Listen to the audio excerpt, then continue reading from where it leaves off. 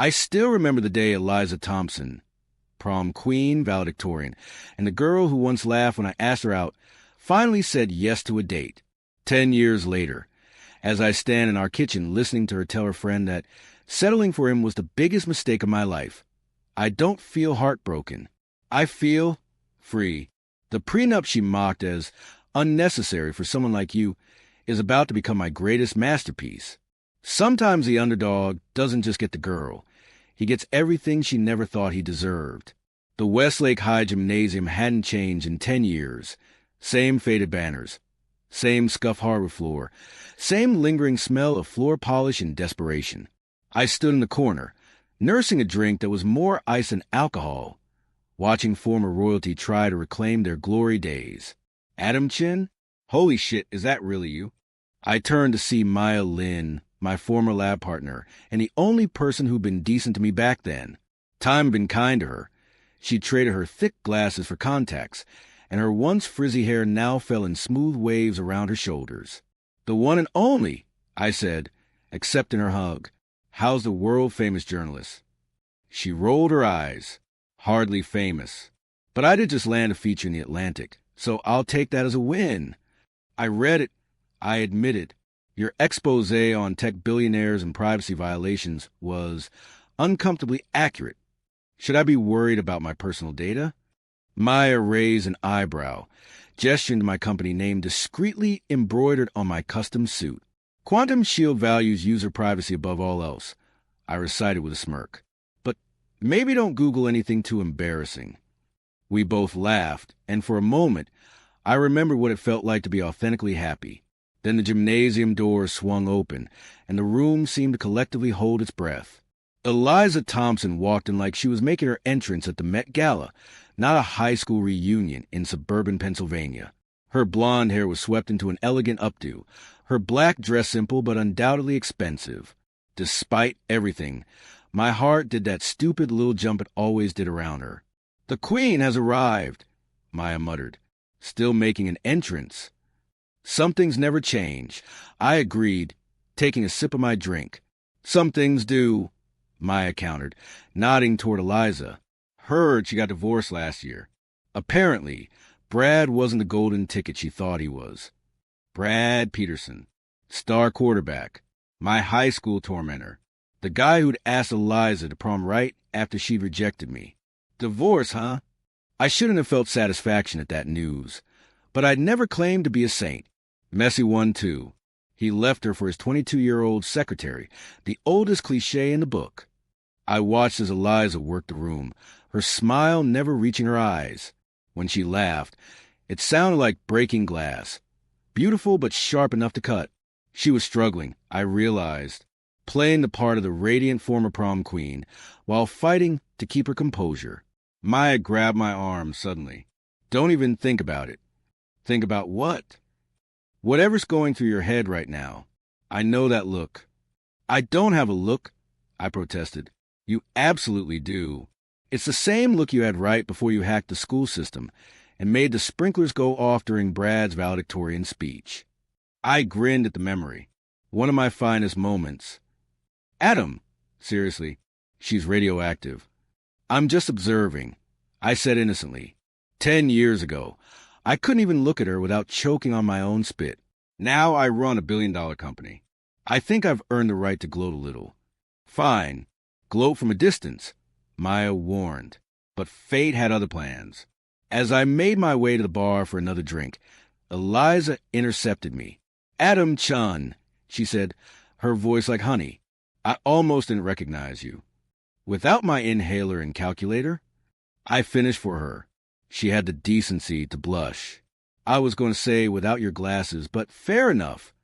Up close, I could see the fine lines around her eyes that makeup couldn't quite conceal. She was still beautiful. Objectively, undeniably beautiful. But there was something brittle about her now, like a porcelain figurine with hairline cracks. "I heard you've done quite well for yourself," she continued. "Quantum Shield, right? Everyone's talking about it." "We're doing all right," I said modestly, though all right hardly covered it. My net worth had more zeros than our high school's football score ever did. "Listen," she said, lowering her voice. "I wanted to apologize for years. The way I treated you back then, it was cruel. I was cruel." I studied her face, looking for signs of insincerity. But all I saw was regret and something else. Desperation, maybe? "Water under the bridge," I said, though we both knew it wasn't. That day in the cafeteria had fueled me through college, through my first failed startup, through 18-hour workdays and ramen dinners. "Let me buy you a drink," she offered, to make up for 10 years of guilt. I should have said no. Every instinct screamed at me to walk away. But there was something poetic about Eliza Thompson asking for my time, seeking my approval. One drink. I agreed, not knowing I just set in motion the most elaborate revenge plot of my life. That one drink turned into dinner the following weekend. Dinner turned into weekend trips. Weekend trips turned into, "Why don't you leave some clothes at my place?" before I could fully process what was happening. "You're making a mistake," Maya told me over coffee 3 months in. "She's using you." "Maybe I'm using her too," I countered, though we both knew it wasn't true. Despite my better judgment, I was falling for Eliza, or maybe for the idea of finally having Eliza. "She asked about your company valuation on the first date, Adam." "First date?" I shrugged. "She's interested in my life." "She's interested in your bank account," Maya corrected, then sighed. "Look, I know you had this whole ugly duckling transformation. I get the appeal of having the prom queen on your arm. But this isn't a movie. People don't change that much." I wanted to argue, but just then my phone lit up with a text from Eliza. "Found a perfect spot for our Maldives trip. Only $2,200 per night. Booking now before it's gone. XXXX. I put my phone face down on the table. Maya raised an eyebrow but said nothing. "She makes me happy," I said finally, not entirely convincing even myself. Maya squeezed my hand. "Just be careful, and maybe get a prenup." I laughed it off then. But 6 months later, when I slid a 3-carat diamond ring across the table at Le Bernardin, I had a document tucked in my jacket pocket. Yes, 1,000 times yes.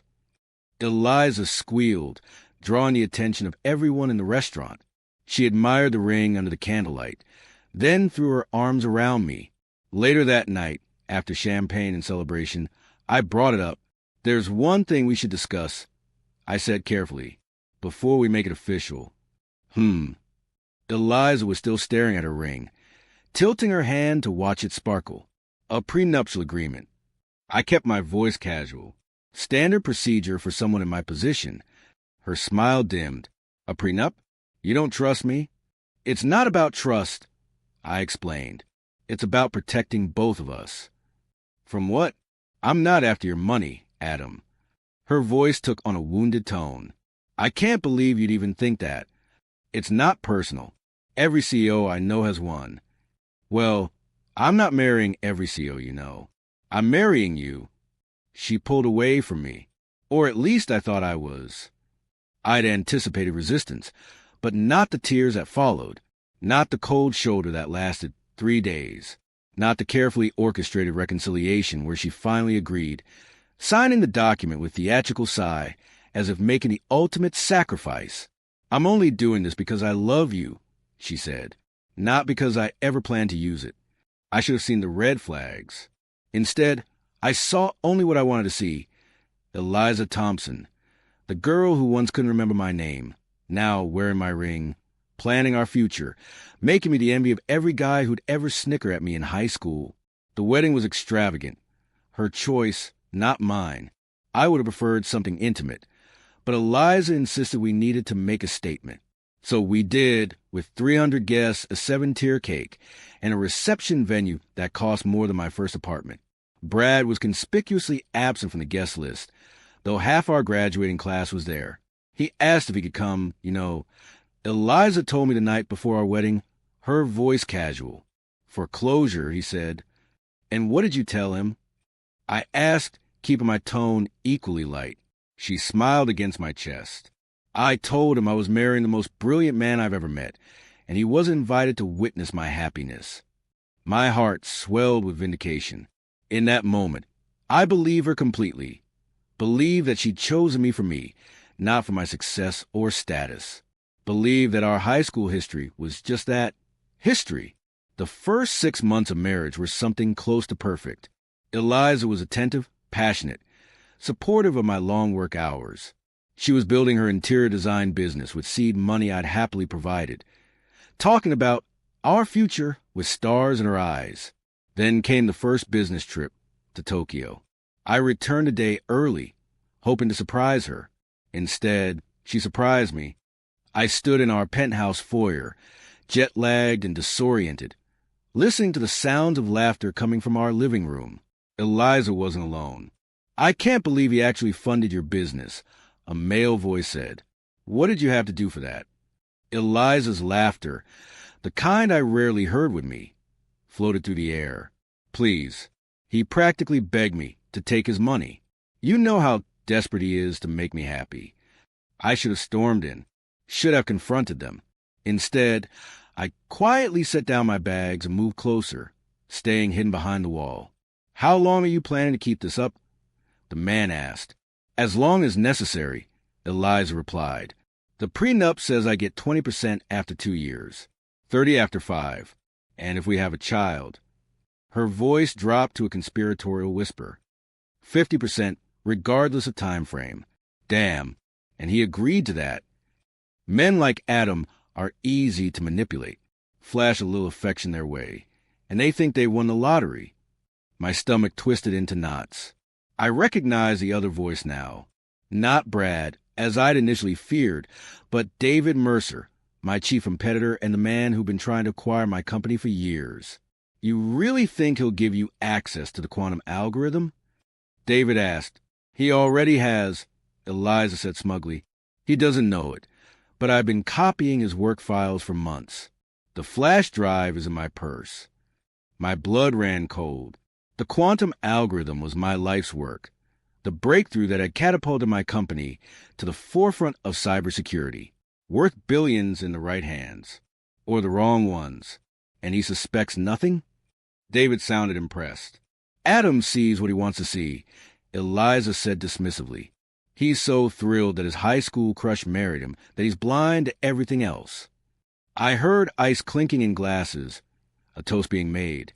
"To my destruction, presumably. When will you have the rest?" David asked. "Soon. He's adding the final touches next week. Once it's complete, I'll get it to you, file for divorce, and we can move forward with our arrangement." "You're something else, Eliza Thompson." "Soon to be Eliza Chun for now," she corrected with a laugh. That laugh, once music to my ears, now felt like acid burning through my chest. I'd been such a fool. I quietly retreated to the elevator, rode it down to the lobby, and walked the streets of Manhattan for hours, my mind racing. Not with hurt, though there was plenty. Not with anger, though it simmered beneath the surface. But with calculation. Because if there's one thing I've always been good at, it's seeing patterns where others see chaos. And I was beginning to see a very clear pattern. When I finally returned home after midnight, Eliza was in bed, scrolling through her phone. She looked up with practiced concern. "Adam, you're back early. Why didn't you tell me?" "Wanted to surprise you," I said, forcing a smile. "But you weren't home when I got in." She barely hesitated. "Girls' night with Jennifer. You remember my friend from college? She just got engaged, so we were celebrating." "That's nice," I said, watching her lie without a flicker of guilt. "How was it?" "Fun, but I'm exhausted." She yawned dramatically. "Let's catch up tomorrow? I want to hear all about Tokyo." "Of course," I agreed, leaning down to kiss her forehead. She smelled of expensive perfume and someone else's cologne. That night, as Eliza slept beside me, I made a decision. I wouldn't confront her yet, wouldn't give away what I knew. Instead, I'd play the game better than she could. Because, unlike Eliza, I didn't underestimate my opponent. The next morning, I called Maya. "Remember when you told me be careful?" I said when she answered. "I've told you that about 50 times in the context of Eliza," she replied. "You'll need to be more specific." "All of them. You were right about all of them." Silence on the other end. "Then what happened?" "I need your help," I said, ignoring her question. "And I need you to not say, I told you so. I would never. Maya lied. What do you need? A good divorce attorney and a digital forensics expert who can work discreetly. 2 hours later, I was sitting in the office of Diane Washington, the most ruthless divorce attorney in New York. Her reputation was legendary. She'd never lost a high-profile case. So, Diane said after I'd explained my situation, "Your wife is sleeping with your business rival and attempting to steal your intellectual property." She made notes on a legal pad. "Any children?" "No." "Good. That simplifies things." She looked up at me. "When did you say this prenuptial agreement was signed?" 6 months before the wedding. I replied, "But there's something you should know about it." Diane raised an eyebrow. "I'm listening." I smiled for the first time since overhearing Eliza's betrayal. The prenup she signed isn't exactly the prenup she thinks she signed. Diane's eyes lit up with professional appreciation. "Tell me more." The prenup she signed contains what I call a fidelity amendment. If either party engages in infidelity or corporate espionage against the other, they forfeit all claims to assets and face additional penalties. "And you can prove both?" I nodded. I installed a security system in our home after our first break-in scare. Every room is monitored. Yesterday's conversation is already backed up to my private server. Diane leaned back, impressed. That's unusually foresight for someone in your position. What I didn't tell her was that I'd added that clause after finding a text on Eliza's phone 3 months into our marriage. A message from an unsaved number that read, "Phase 1 complete. Moving to extraction." She claimed it was a joke from her interior design partner about a difficult client. I pretended to believe her, but the next day, I'd called my lawyer. "What else do you need from me?" I asked Diane. "Keep playing along. Act normal. We need more evidence of the corporate espionage angle. That's where the real damages are. Meanwhile, I'll prepare everything for when we're ready to strike." For the next 2 weeks, I became the world's most dedicated actor. I worked late finalizing my algorithm, making sure to leave tantalizing breadcrumbs for Eliza find. Each night, I'd return home, kiss my wife, and pretend I didn't know she was betraying me on every possible level. It was surprisingly easy. Perhaps because part of me had always been waiting for this, waiting for the other shoe to drop, for Eliza to reveal that loving me had been an elaborate joke all along. Meanwhile, Maya had connected me with Sam Torres, a digital forensics expert who made it his mission to track every byte of data leaving my home network. "She's good," Sam told me during one of our secure calls, "using an advanced encryption protocol to send the files. But not good enough. What has she taken so far? Portions of your code, executive summaries, client lists. But here's the interesting part. She's also modified some of the files before sending them." Modified how? Introduced subtle errors. Almost like she's sabotaging the information. That gave me pause. You think she's playing both sides? Can't say for sure. But these aren't amateur mistakes. They're deliberate. The plot thickened. If Eliza was sabotaging the information she was stealing, who was she really working for? And what was her end game? I decided to set a trap. I created a fake breakthrough file, convincing enough to seem valuable, with just enough authentic code to pass inspection, but ultimately useless. Then I left it in an encrypted folder with security that a moderately skilled hacker could bypass.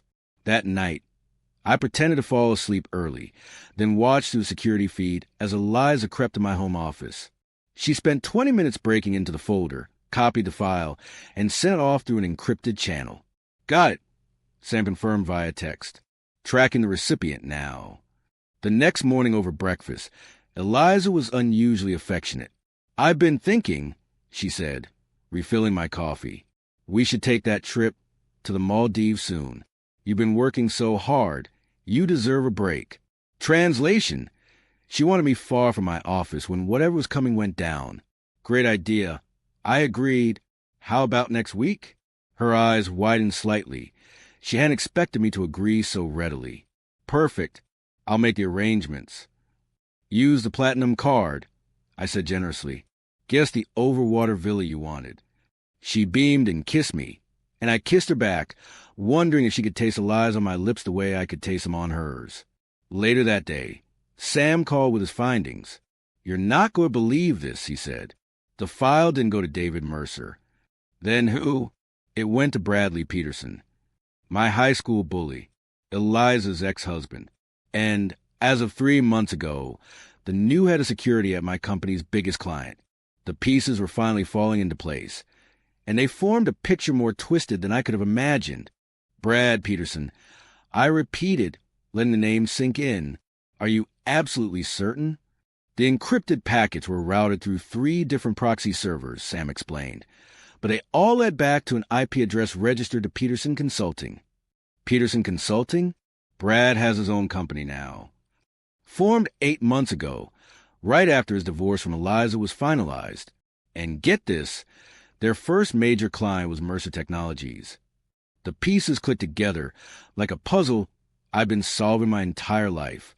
So Brad and David Mercer are working together, with Eliza as their inside person. Looks that way, Sam confirmed. But there's something else. I dug deeper into Peterson's background, and he went bankrupt after the divorce. Lost everything. House, cars, investments. The consulting company is barely staying afloat. So he's desperate. I'm mused, but that doesn't explain why Eliza would sabotage the information she's stealing. Maybe she's playing both sides. I shook my head. No, there's something we're missing. That night, I searched our apartment while Eliza was at her book club. In her private desk drawer, hidden beneath financial statements and interior design sketches, I found a small journal. Most entries were mundane, but one from 6 months ago caught my attention. October 15th, 10-year plan finally working. B introduced me to DM as promised. Quantum access phase initiated. Still can't believe AC fell for everything so easily after what they did to my brother. This is almost too perfect. I stared at the entry, confusion washing over me. Brother? Eliza was an only child. I'd met her parents, seen the family photos. There was no brother, unless I pulled out my phone and searched Eliza Thompson brother. Nothing relevant. I tried variations, different search terms. Then on a hunch, I tried Brad Peterson brother. The search results loaded. Local teen found dead after cyberbullying incident. Matthew Peterson, 16, took his own life yesterday after months of alleged harassment. The article was from 15 years ago. I read it with growing horror. Matthew Peterson, Brad's younger brother, had committed suicide after becoming the target of relentless online harassment. The prime suspects? A group of students who called themselves the Quantum Club. My blood ran cold. I had founded that club. It was just a group of computer science enthusiasts named after quantum computing. We coded together, built simple games, discussed emerging technologies. But there had been that one incident.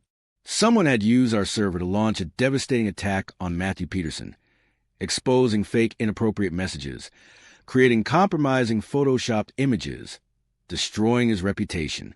I had always assumed it was someone who had temporarily gained access to our system. I had reported it to the school administration, even helped them investigate. But clearly, Brad and Eliza believed otherwise. I continued reading. The article mentioned that after Matthew's death, his family had been devastated. His mother had suffered a breakdown, and his father, already struggling with alcoholism, had lost his job. The Peterson family had fallen apart.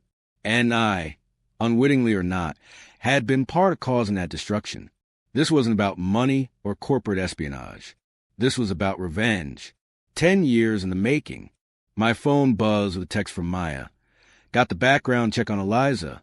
You need to see this now. I called her immediately. What did you find? Eliza Thompson isn't Eliza Thompson, Maya said, her voice urgent. Her real name is Elizabeth Peterson. She legally changed it after college. She's Brad's sister. I whispered, the final piece clicking into place. Adopted sister, Maya corrected. The Petersons adopted her when she was 12, after her parents died in a car accident. She and Matthew were especially close, according to my sources. I sank onto the couch, my mind racing. So this whole thing, from the reunion to the marriage. It was all part of their revenge plan. Looks that way, Maya confirmed. Adam, this goes way beyond a messy divorce. These people have dedicated years to destroying you. As if on cue, I heard the front door open. Eliza, or Elizabeth, was home. I have to go, I told Maya. Get everything to Diane. We move tomorrow. I ended the call just as Eliza walked in, shopping bag in hand, and a smile on her face that I now recognized for what it was. The look of a predator who believed her prey was already in her jaws. Little did she know, this prey had grown fangs of his own. Working late again? Eliza asked, setting her shopping bags on the counter. You're going to burn yourself out before our trip. I studied her face, the face I'd fallen in love with twice, once as a teenager from afar, and again as an adult up close. I searched for traces of Elizabeth Peterson, for signs of the grieving sister beneath the polished veneer of Eliza Thompson. Just wrapping up some things. I said, my voice surprisingly steady. How was book club? Illuminating. She smiled. We're reading a fascinating novel about revenge. Of course they were. Sounds interesting. I replied, what's it about? She removed her earrings, setting them carefully on the side table. A man who thinks he's untouchable because of his wealth and status. He never sees the reckoning coming until it's too late. And does he deserve it? This reckoning? Something flickered in her eyes. Surprise at my question, perhaps. We're only halfway through. But yes, I think he does. I nodded slowly. Because of something he did, or something he failed to do? She paused, studying me with new intensity. Both, perhaps. Why so philosophical tonight? I held up my phone. On it was the article about Matthew Peterson. The change was instantaneous. Her carefully constructed mask cracked, revealing a flash of raw pain before hardening into cold fury. Where did you get that? Her voice was barely a whisper. It wasn't hard to find once I knew what to look for. Elizabeth. She flinched at the name. Then, remarkably, she laughed, a hollow, brittle sound. Took you long enough. I was starting to think you'd never figure it out. I know about the plan. You, Brad, David Mercer, you've been working together from the beginning. Not from the beginning, she corrected, dropping all pretense. The beginning was 15 years ago, when my brother killed himself because of what you and your friends did to him. I didn't. Spare me the denials, she cut in.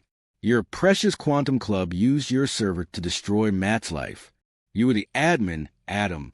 Nothing happened there without your knowledge. That's not true, I insisted. Someone hacked our system. I reported it, tried to help the investigation. And yet somehow all digital evidence pointing to the actual culprits disappeared. She fired back. How convenient. I felt sick. The investigation had indeed hit a dead end after key logs went missing. I'd always assumed it was the work of whoever had hijacked our server, covering their tracks. Is that why you're sabotaging the files you're stealing?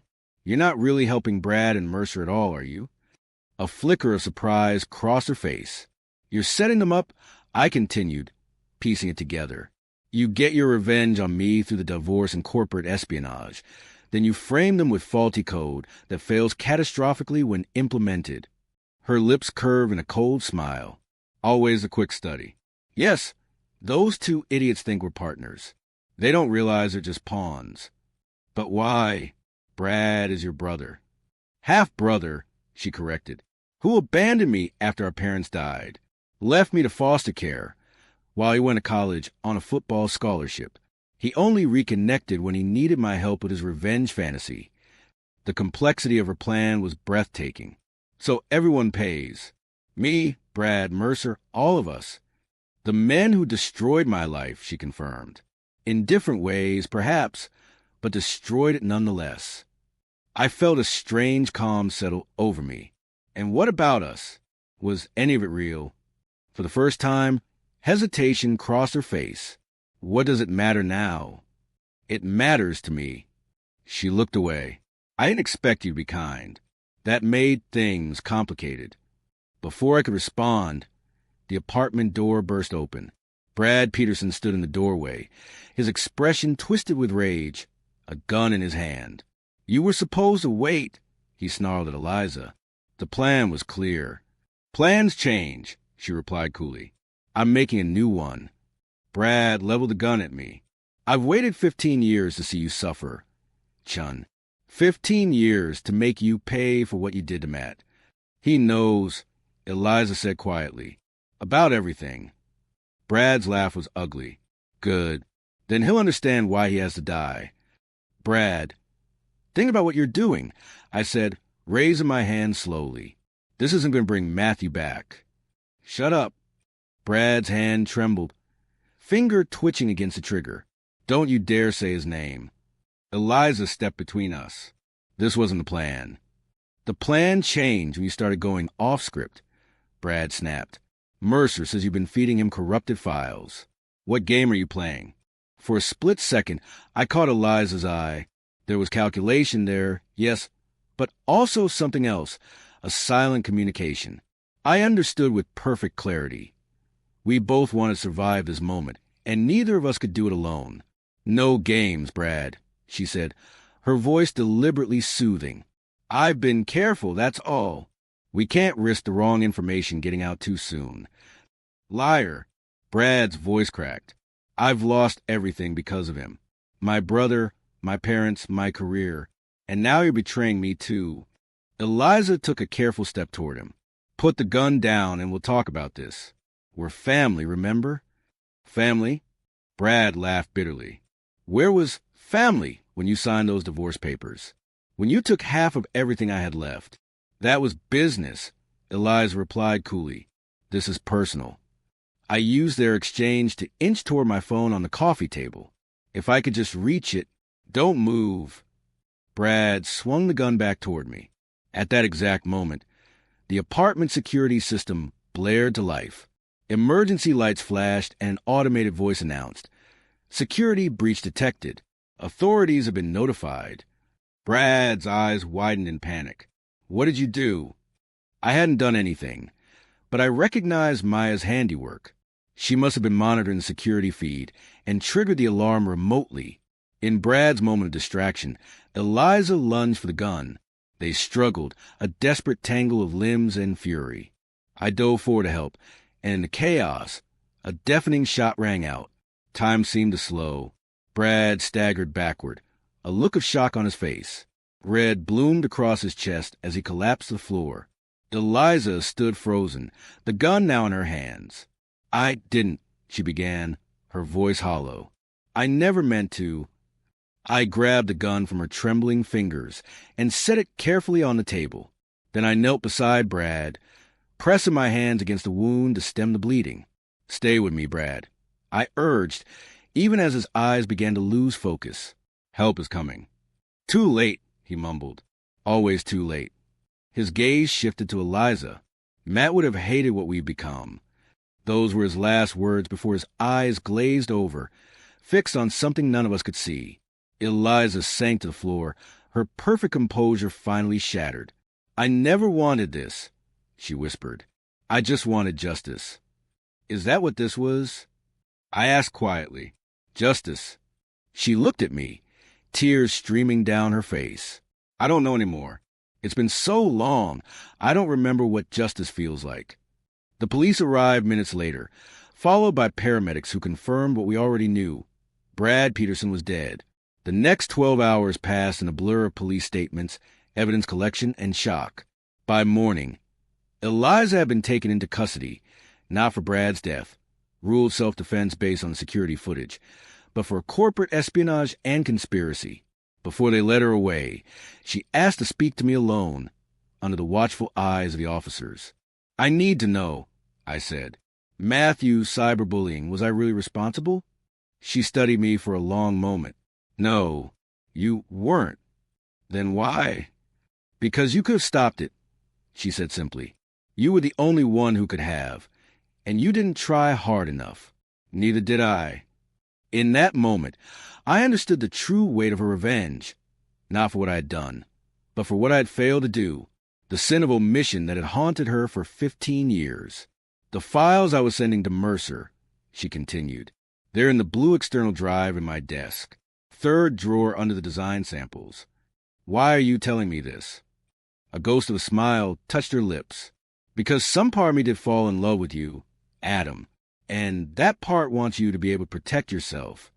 As they led her away, I felt neither victory nor closure, just a hollow ache of a tragedy that had claimed too many lives across too many years. 3 months later, I sat across from Diane Washington, signing the final divorce papers. David Mercer had been indicted for corporate espionage. My company had not only survived, but thrived after the scandal. On paper, I had won. What will you do now? Diane asked as I handed back the pen. Through the window, I could see Maya waiting in the reception area, her face a beacon of constancy in a sea of betrayal. Start over, I said, but this time with someone who sees me for who I really am, not who they need me to be. As I walked out of the office, divorce papers in hand, I felt the weight of the past finally begin to lift. My high school crush had said I'd never be enough. She'd been right, in a way. I hadn't been enough to save Matthew Peterson. I hadn't been enough to heal Eliza's broken heart. But perhaps with Maya, I could be enough for myself. And maybe, someday, that would be enough to forgive us all. 1 year later, I stood on the balcony of my new home in Seattle, watching the rain pattern against the glass. The city's perpetual drizzle matched my contemplative mood as I prepared for the day ahead. Sure you want to do this? Maya asked, joining me with 2 steaming mugs of coffee. She handed me one, her fingers brushing against mine in a gesture that had become comfortingly familiar. No, I admitted, but I need to. The prison visiting room was stark and impersonal, with hard plastic chairs and tables bolted to the floor. When the guards brought Eliza in, I almost didn't recognize her. Gone was the polished exterior, the carefully curated image. Her hair was pulled back in a simple ponytail, her face bare of makeup. Strangely, she looked younger, more vulnerable. I didn't think you'd come, she said as she sat across from me. Neither did I replied honestly. We sat in silence for a moment, the weight of our shared history pressing down between us. How's the appeal going? I finally asked. She shrugged. My lawyer says 5 years instead of 8 is the best we can hope for. Corporate espionage carries serious penalties these days. I know. I'm sorry. Her eyebrows rose slightly. Are you? Not for testifying, I clarified, but for everything else. For not seeing Matthew's pain. For not doing more to find who really targeted him. She studied me for a long moment. You know who it was, don't you? I nodded slowly. I hired a private investigator after everything happened. It took 6 months, but he found evidence that someone had indeed hacked our server. Someone with access to the school's IT system. Who? Principal Hoffman's son, Tyler. He had a grudge against Matthew for reporting him for cheating. The school covered it up to protect Tyler's college prospects. Eliza's face went blank with shock, then crumpled into something raw and painful. All this time, we blamed the wrong person. Tyler died 3 years ago. I added gently. Car accident. She laughed bitterly. So there's no justice after all. Maybe justice isn't what any of us needed, I suggested. Maybe we just needed the truth. She wiped away a tear with the back of her hand. And now that you have it, I'm funding a cyberbullying prevention program at Westlake High, I said, in Matthew's name, with your permission. Her eyes widened. Why would you do that? Because you were right. I could have done more. We all could have. As I prepared to leave, Eliza caught my wrist. Was any of it real? Between us? I considered lying, offering her the comfort of total deception. But we'd had enough lies. Yes, I said finally. Not all of it. Maybe not most of it. But there were moments, real moments. She nodded, releasing my wrist. For what it's worth, I am sorry. Not just for getting caught, but for everything. I know. Outside the prison, Maya was waiting in the car.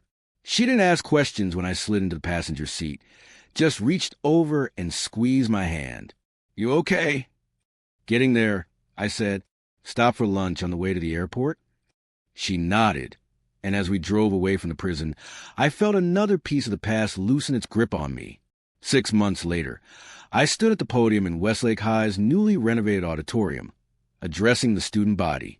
The Matthew Peterson Center for Digital Ethics isn't just about preventing cyberbullying, I explained. It's about understanding the responsibility we all have in the digital age. One click, one post, one message can change someone's life forever, for better or worse. In the audience, I spotted Maya, who had taken a break from her investigative journalism to support the launch. Beside her sat Mr. and Mrs. Peterson, Matthew and Brad's parents, frail but determined to be part of their youngest son's legacy. After the ceremony, Mrs. Peterson approached me, her eyes bright with unshed tears. Matthew would have been proud of this, she said, clutching my hand. And I think, in his way, Brad would have been too. I nodded, unable to find the right words.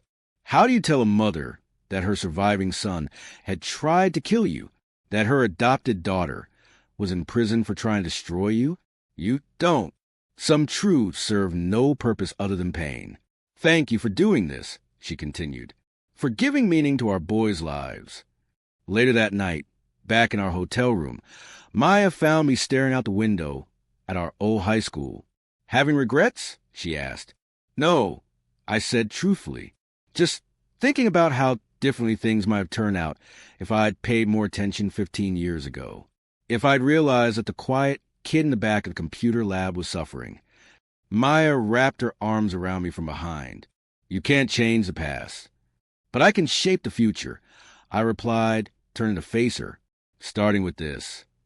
I pulled out the small velvet box I'd been carrying for weeks, waiting for the right moment. This wasn't how I'd planned it, in a hotel room, after an emotionally draining day, but somehow it felt right. Maya Lynn, I said, opening the box to reveal a simple diamond ring. Will you marry me? Her smile was all the answer I needed, a future bright enough to finally outshine the shadows of the past.